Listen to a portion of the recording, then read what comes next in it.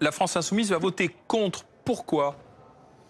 Bah, tout simplement parce qu'on est logique avec ce que nous défendons, ce que vient de dire de manière forte Arnaud Le Gall, notre intervenant.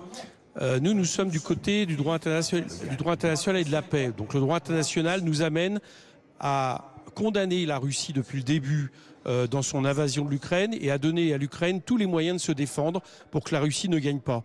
Et la paix, c'est de faire en sorte que la France, puissance nucléaire, ne rentre pas en guerre contre une puissance nucléaire avec les risques de généralisation du conflit, y compris d'ailleurs sur le terrain ukrainien.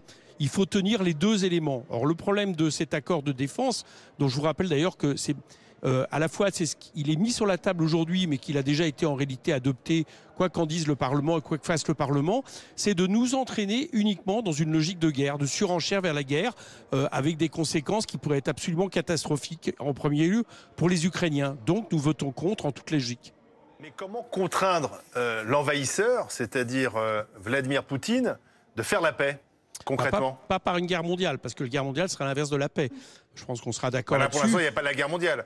Non, mais je vous dis, vous me demandez comment. Je vous dis comment. Comment on fait la paix, comme on dit à Poutine, maintenant on négocie, on fait la paix. Donc on ne le fait pas en généralisant déjà, ou en risquant de généraliser le conflit sur le sol ukrainien, parce que là les Ukrainiens seront les premières victimes, si on passe sur un conflit d'une autre encore dimension que celle actuellement. Donc comment on fait? Eh bien, on a deux éléments, aussi en ayant conscience quelque part que la France ne peut régler toute seule cette question.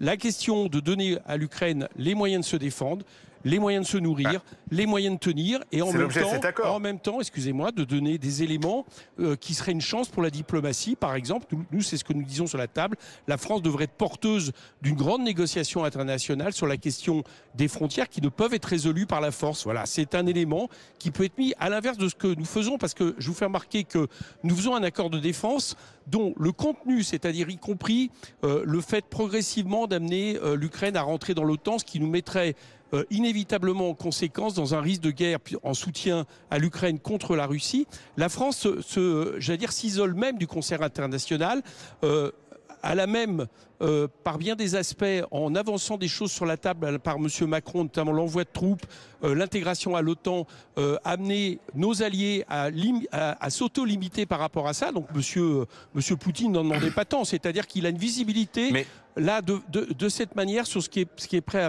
à faire ou pas le camp occidental. Donc je pense que tactiquement et stratégiquement, c'est une erreur.